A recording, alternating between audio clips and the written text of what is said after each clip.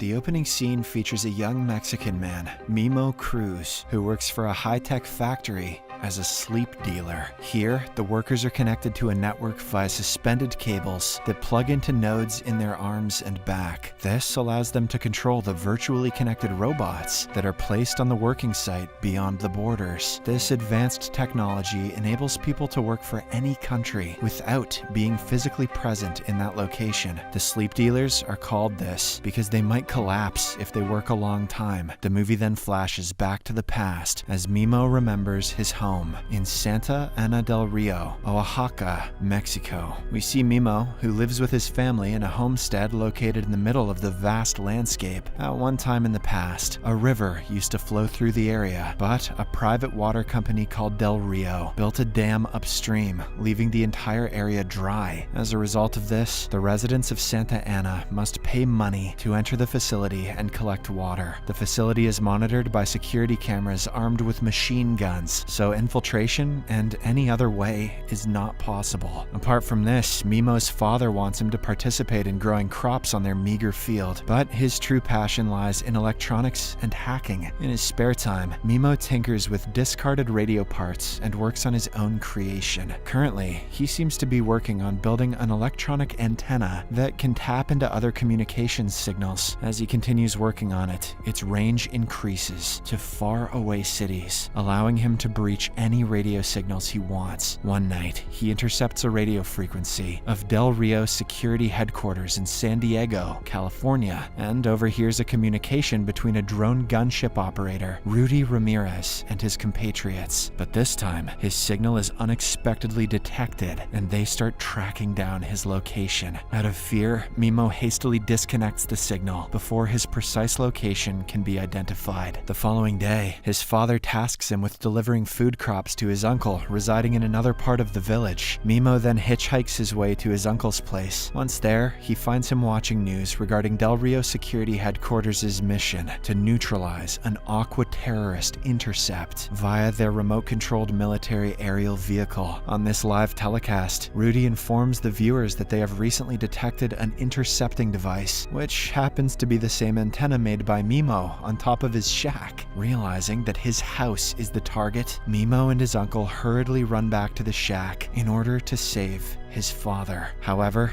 they are too late, as the aerial vehicle launches a rocket, detonating their entire house. As Mimo's father crawls out in an injured state, Rudy's superior confirms that he is a known Aqua terrorist. As a result, he fires another rocket at the old man, resulting in his tragic demise. Mimo is left shattered by the incident, and he mourns the loss of his father. Overcome with guilt and needing to find a way to support the rest of his family members, he then decides to go to the city in search of work.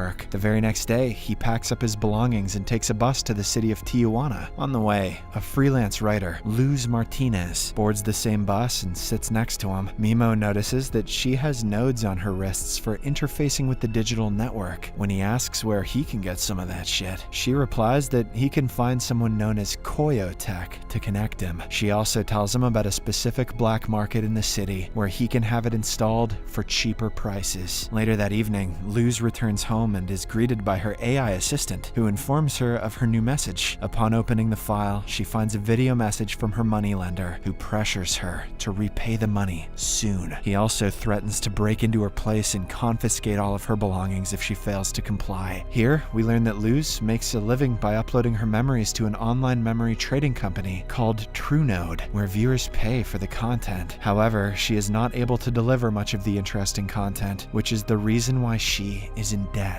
After a while of deliberating, she decides to upload her earlier memory of meeting Mimo on the bus. Meanwhile, Mimo goes to a shady alley in Tijuana, seeking a Koyo Tech to have the nodes installed. Turns out that the node allows an individual to go online and provide economic opportunities. While wandering around the area, he is approached by a random guy who offers to install the nodes at a very cheap price. When Mimo agrees, he leads him to an abandoned location. In an unexpected turn of events. The guy knocks Mimo down with a rod and robs all of his money. After a while, he regains his consciousness and heads in search of a place to stay. He eventually finds an abandoned shack at the edge of the city and decides to spend the night there. The next morning, Luz wakes up to discover that her story of Mimo has been purchased. Furthermore, the buyer offers her a generous amount for another story on him, this time with much more on his background. As a result, Luz sets out in search of Mimo and eventually finds him sitting in an alley. She asks if he found the Koyotek, to which he shares his unfortunate encounter. In an attempt to know more about him, Luz offers to help him out and takes him to the Tijuana node bar. Upon arrival, she prepares to install the nodes on him, revealing herself as one of the Koyoteks. Mimo wonders how she knows about all of this, to which she responds that she learned it from her ex-boyfriend. As she readies for the installation, she warns him about its potential risk. There is the possibility of electricity flowing into his body through these nodes in case of a virus or short circuit. Once his body is hooked into a machine, he can control it, but there is also a chance for the machine to exert control over him. Upon getting the equipment ready, Mimo takes off his shirt, causing Luz to be distracted for a moment. Following this, Mimo finally has the nodes installed, making him ready to work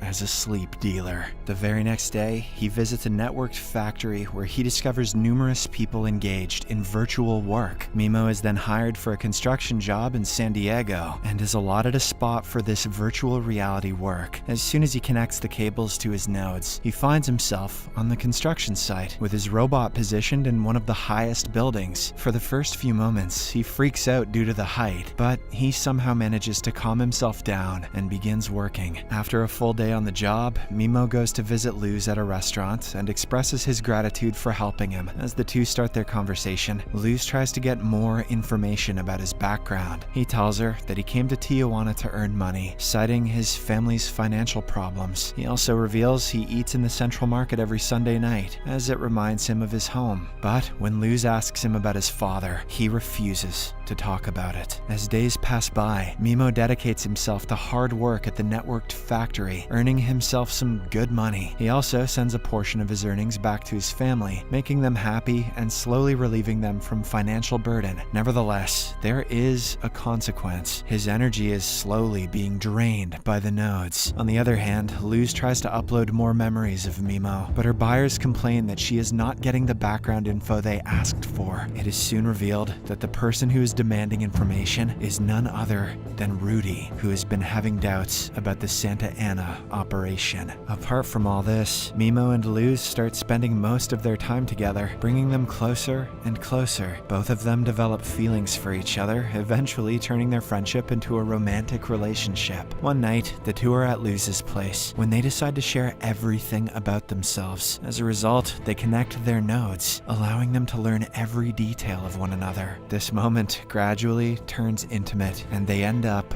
making love. The following day, Luz, who now knows everything about Mimo, uploads all the details on TrueNode, including how his father died. Upon going through this information, Rudy finally has his doubts confirmed that his work made him kill an innocent man. As a result, guilt slowly begins to overwhelm him. One fine day, Mimo goes to visit Luz at her place, but discovers that she is not home. As he is about to leave, a neighbor helps him unlock the apartment door, asking him to wait inside. During this time, Mimo looks around the place and stumbles upon Luz's computer. He curiously accesses her TrueNode account and discovers that she has been selling all of his memories. Shortly after, Luz arrives home and finds him watching the uploaded memories. She attempts to explain herself, but Mimo, feeling betrayed, storms away. From that day onward, he starts spending most of his time at the networking factory. He works extra hours, disregarding his degrading health. Luz writes an apology letter to him and also mails him a recording of her memories, but it is still not sufficient to calm his anger. In the meantime, Rudy is unable to bear the weight of guilt any longer, so he decides to meet Mimo. He takes some days off from work and drives across the heavily fortified US-Mexican border. He locates Mimo at the Central Market having dinner. He sits beside him and confesses to being the drone operator responsible for killing his father. Shocked, Mimo flees, fearing that Rudy might be there to kill him as well. However, Rudy catches him and explains that he was only following orders at the time. Now, he wants to make amends by helping him in any way possible. Mimo then comes up with a plan and goes to Luz, seeking her help for it. Later that night, he goes to the networked factory under the pretense of doing his night shift. After confirming that there's no one around, he opens the door for Luz and Rudy, sneaking them in. Luz then helps Rudy connect to a machine, after which he accesses the Del Rio security headquarters, taking command of his drone. His superiors notice this and ask what's going on, but he tries to deflect their curiosity. They instruct him to stop, but he ignores them. Upon learning that Rudy is not heeding orders, the security team dispatches other armed drones to take his drone down. Despite this setback, Rudy skillfully dodges the attacks and makes his way to Santa Ana. After a while of heated aerial dogfighting, Rudy makes it to Del Rio Water Company and blasts a hole in the dam. Upon witnessing this, Mimo recalls how his father used to toss pebbles towards the dam wall out of helpless frustration. In the aftermath of this event, Mimo receives news from his home and neighboring subsistence farms, who are celebrating the return of ancestral waters, even if not guaranteed permanently. On the other hand, Rudy, who can no longer go back to America, relocates to one of the villages outside Tijuana and begins working there as a water seller. Mimo moves on with his life in Tijuana, but he gives up the no labor job for farming,